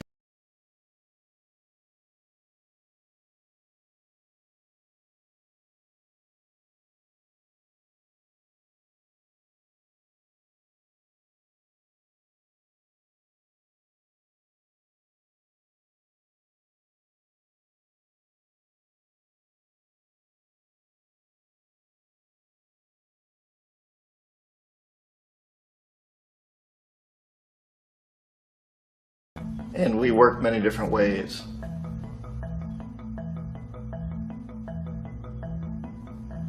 But perhaps the most common is that we will identify a country that has resources our corporations covet, like oil, and then arrange a huge loan to that country from the World Bank or one of its sister organizations. But the money never actually goes to the country. Instead, it goes to our big corporations to build infrastructure projects in that country, power plants, industrial parks, ports, things that benefit a few rich people in that country, in addition to our corporations, but really don't help the majority of the people at all. However, those people, the whole huge debt. It's such a big debt they can't repay it, and that's part of the plan, that they can't repay it. And so at some point, we economic hitmen go back to them and say, listen, you owe us a lot of money, can't pay your debt, so sell your oil real cheap to our oil companies. Allow us to send troops in support of ours to someplace in the world like Iraq, or vote with us on the next UN vote, to have their electric utility company privatized and their water and sewage system privatized and sold to U.S. corporations or other multinational corporations. So there was that whole mushrooming thing, and it's so typical of the way the IMF and the World Bank work, that you put a country in debt, it's such a big debt it can't pay it, and then you offer to refinance that debt and pay even more interest. And you demand this quid pro quo, which you call a conditionality or good governance, which means basically that they've got to sell off their resources, including many of their social services, their utility companies, their school systems sometimes, their penal systems, their insurance systems, to foreign corporations. So it's a double, triple, quadruple whammy.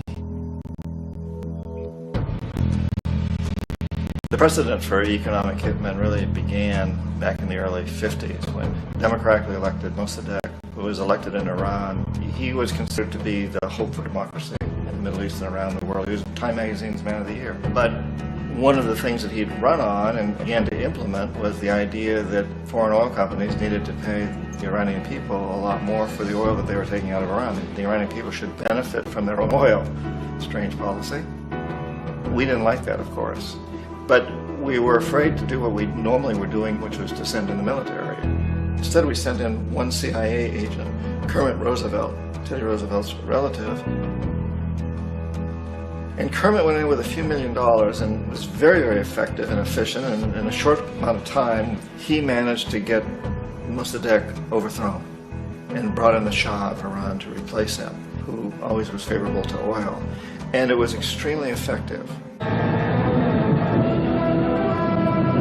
Bombs overflow Tehran. Army officers shout that Mossadegh has surrendered and his regime as virtual dictator of Iran is ended.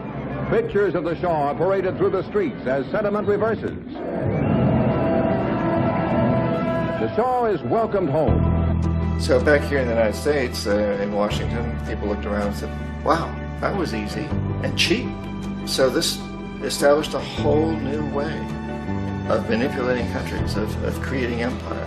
The only problem with Roosevelt was that he was a card-carrying CIA agent, and had he been caught, the ramifications could have been pretty serious.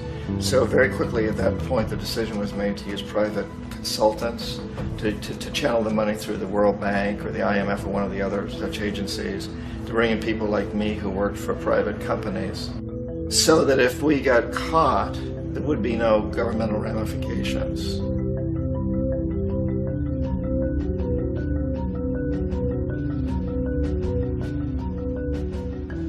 When Arbenz became president of Guatemala, the country was very much under the thumbs of United Fruit Company, the big international corporations. And Arbenz ran on this ticket that says, you know, we want to get the land back to the people. And once he took power, he was implementing policies that would do exactly that, give land rights back to the people. United Fruit didn't like that very much.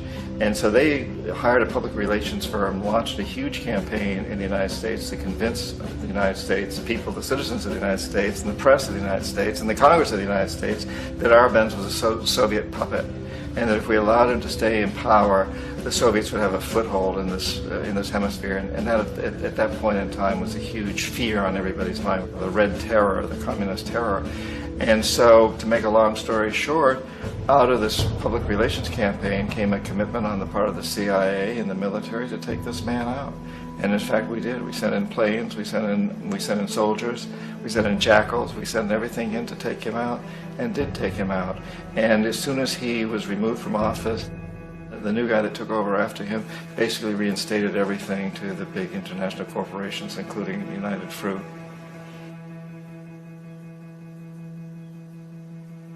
Ecuador for many, many years had been ruled by pro-U.S. dictators, often relatively brutal. Then it was decided that they were going to have a truly democratic election. Jaime Roldos ran for office, and his main goal, he said, as president would be to make sure that Ecuador's resources were used to help the people. And he won, overwhelming, by more votes than anybody had ever won anything in Ecuador. And he began to implement these policies to make sure that the profits from oil went to help the people. Well, we didn't like that in the United States.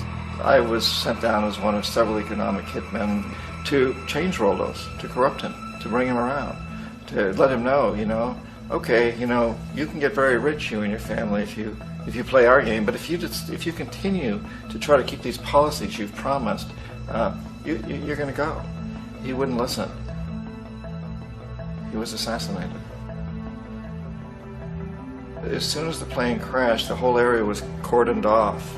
The only people allowed in were U.S. military from a nearby base and some of the Ecuadorian military. When an investigation was launched, two of the key witnesses died in car accidents before they had a chance to testify. A lot of very, very strange things that went on around the assassination of Jaime Roldos. I, like most people who've really looked at this case, have absolutely no doubt that it was an assassination. And of course, in my position as an economic hitman, I was always expecting something to happen to Jaime, whether it be a coup or assassination, I wasn't sure, but that he would be taken down because he was not being corrupted. He would not allow himself to be corrupted the way we wanted to corrupt him. Omar Torrijos, president of Panama, was, one of my favorite people. I really, really liked him. He was very charismatic. He was a guy who really wanted to help his country. And when I tried to bribe him or corrupt him, he said, look, John, he called me Juanito. He said, look, Juanito, I don't need the money. What I really need is for my country to be treated fairly. I need for the United States to repay the debts that you owe my people for all the destruction you've done here. I need to be in a position where I can help other Latin American countries win their independence and be free of this terrible presence from the north that you people are exploiting us so badly. I need to have the Panama Canal back in the hands of the Panamanian people. That's what I want. And so, leave me alone. Don't try to bribe me. It was 1981, and in May, Jaime Roldos was assassinated. And Omar was very aware of this. Torrijos got his family together and he said, I'm probably next, but it's okay because I've done what I came here to do. I've renegotiated the canal. The canal will now be in our hands. He just finished negotiating the treaty with Jimmy Carter. In June of that same year, just a couple of months later, he also went down in an airplane crash, which there's no question was executed by CIA-sponsored jackals. Tremendous amount of evidence that one of Torrijos' security guards handed him at the last moment as he was getting on the plane a tape recorder, a small tape recorder that contained a bomb.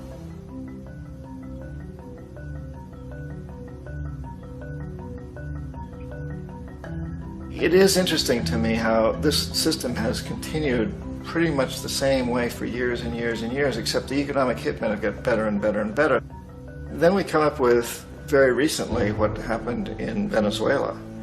In 1998, Hugo Chavez gets elected president, following a long line of presidents who had been very corrupt and basically destroyed the economy of the country.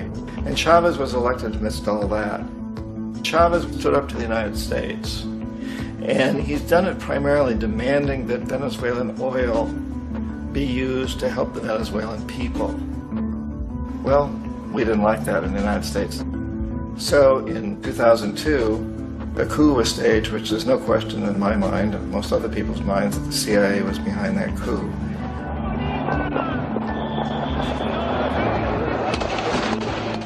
The way that that coup was fomented was very reflective of what Kermit Roosevelt had done in Iran, of paying people to go out into the streets to riot, to protest, to say this Chavez is very unpopular. You know, if you can get a few thousand people to do that in television, and can make it look like it's the whole country, and things start to mushroom.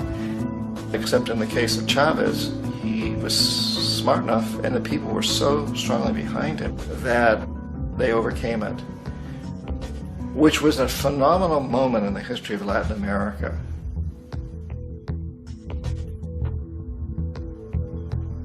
Iraq actually is a perfect example of the way the whole system works. So we economic hitmen are the first line of defense. We go in and we try to corrupt governments and get them to accept these huge loans, which we then use as leverage to basically own them. If we fail, as I failed in Panama with Omar Torrijos and in Ecuador with Jaime Roldos, men who refuse to be corrupted, then the second line of defense is we send in the jackals. And the jackals either overthrow governments or they assassinate. And once that happens and a new government comes in, and boy, it's going to toe the line, because the new president knows what will happen if he doesn't. In the case of Iraq, both of those things failed. Economic hitmen were not able to get through to Saddam Hussein. We tried very hard. We tried to get him to accept a deal very similar to what the House of Saud had accepted in Saudi Arabia, but he wouldn't accept it. And so the jackals went in to take him out. They couldn't do it. His security was... This time, we are going to explore the story of a cult that was suspected of international human trafficking in 1987. The Finders Cult was a young group of men, women, and children who claimed to be nothing more than former hippies living an alternative lifestyle and practicing alternative parenting. The Finders were founded by a mysterious man with military connections nicknamed the Game Caller, who believed in turning his life and the lives of those around him into a constant game or experiment. Although more than 30 years have passed since the Finders made their way to the front page of newspapers all over the world, questions still remain. Did the Game Caller's games involve trafficking of children? What exactly were the Finders finding? Why did this story make mainstream headlines and then disappear in less than a week? Was the story part of the moral panic of the 1980s or something more? We will answer these questions, and most importantly, we ask, who will find what the Finders hide?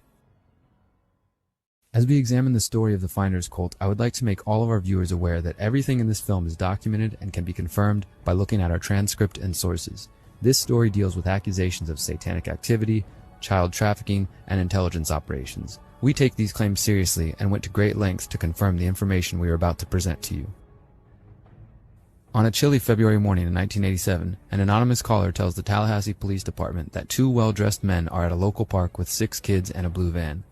The children are described as looking disheveled with potential signs of abuse. Tallahassee police arrive and question Douglas E. Ammerman and Michael Houlihan. The two men say they are taking the kids to a school for brilliant children in Mexico. The men also say the children are being weaned from their mothers. Authorities eventually take the men and children into custody. A search of the van turns up 20 floppy computer disks, a TSR-80 computer, and a, quote, device that police say could be used to hook into a computer in another location by a telephone, end quote. Immediately it becomes clear this case is not like any other.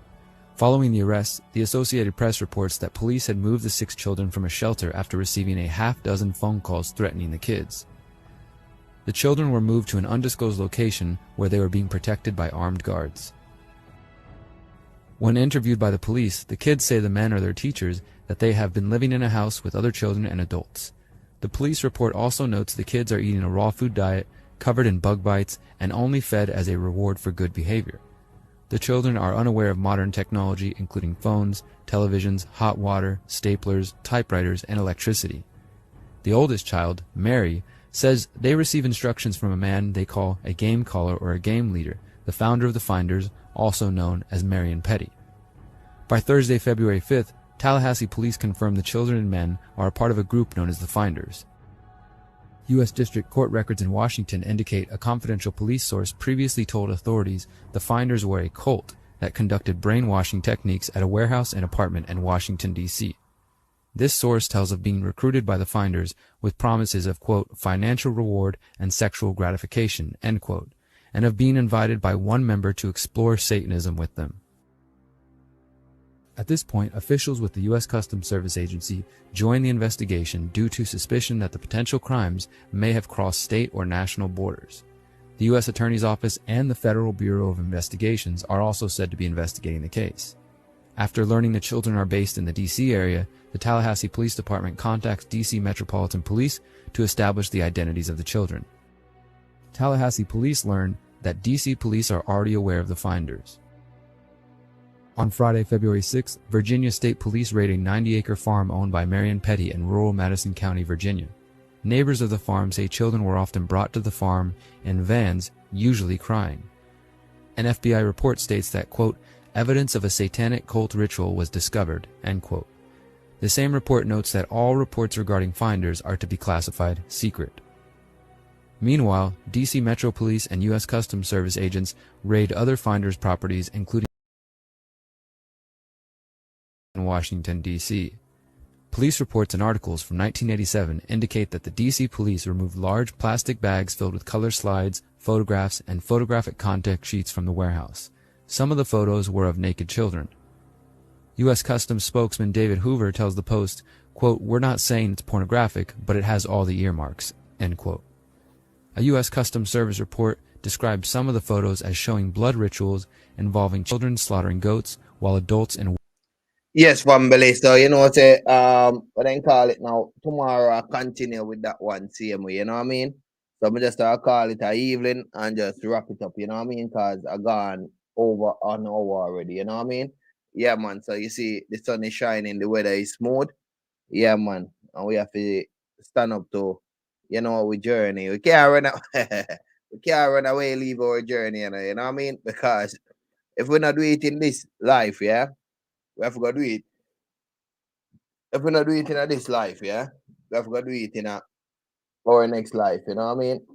Yeah, so no matter run away, leave your journey, you know what I mean, family. You can't run away, leave what you come in the earth to do now, because you see if you run away, leave what you come in the earth to do or ignore it, family, it's like you going to have to face it same way the next time around, you know what I mean? And that is what is happening. Like a lot of family not what they call it, facing up to themselves and facing up to them journey and not facing up family. No one in the earth not gonna hurt us if we play our part, you know what I mean? But you see, if we not play our part, loved one and the earth will put you back into the same position, you know what I mean? Yeah man, and put you in a deeper position. So open your eyes and open your mind, you know what I mean? I love you so much and have a upliftment afternoon. This is a video what I may call deep down inside of you, you know what I mean? I love your family. Have a upliftment afternoon.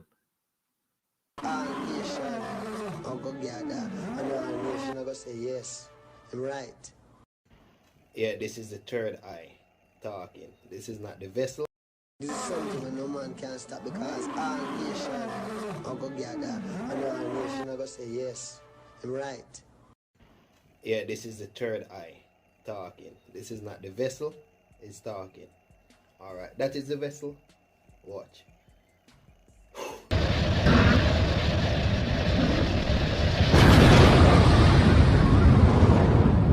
When I die, this is from the spiritual side.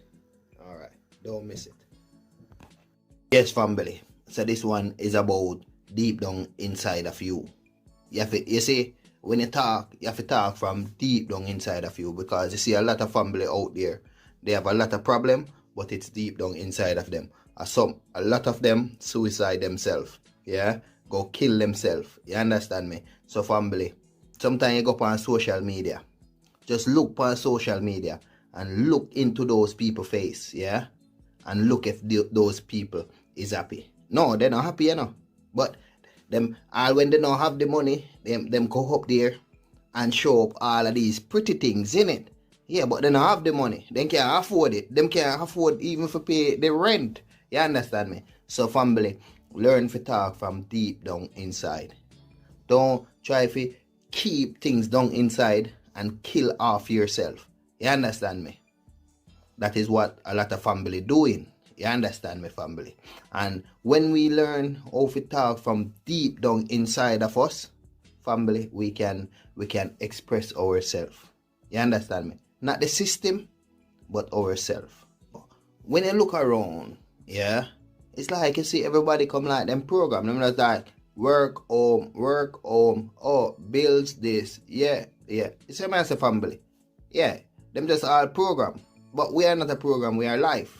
You understand me? And we need to understand ourselves and work together and build together. We are one family. Social media people, they will laugh. Like, I can laugh. Eh? You know what I mean? Like,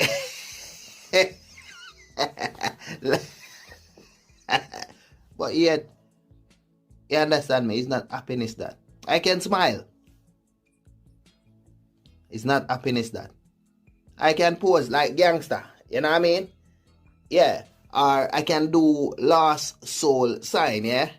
Once you see they do like this, they don't have no sense. You can use them and abuse them. You understand me? Yeah, so, family, hear me.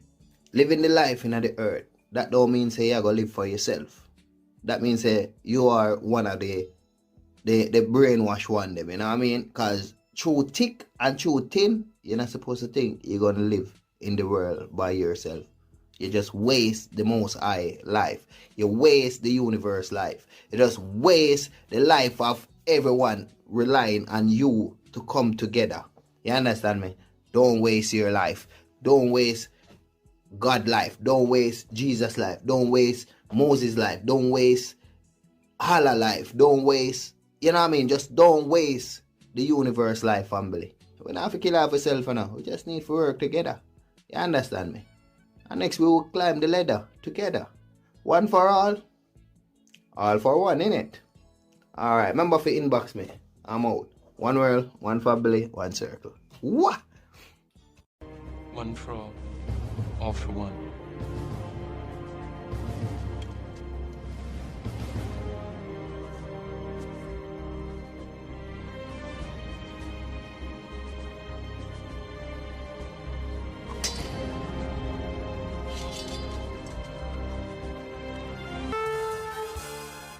One world. One world. One world. One world. One world. One world. One world. One world. One world. One world. One world. One world. One world, me say, you know. One world. One world. One world. One world. One world. One world. One world. One world. One world. One world. One world. One world. One world. One world. One world. One world. The time is now. The time is now. People from Jamaica, people from everywhere there, they should deal with it. And then other people will know that it is true and deal with it too. Because what we are dealing with, you know, is something higher. I mean, it's not what we are dealing with. The reality of what's going to happen is something higher than man's own personal little vexation and pride self. This is something when no man can stop, because all nation are going to gather and all nation are going to say yes, I'm right. And some plenty will die, you know. But there is the people who want it and no sense for them one. A rascal thing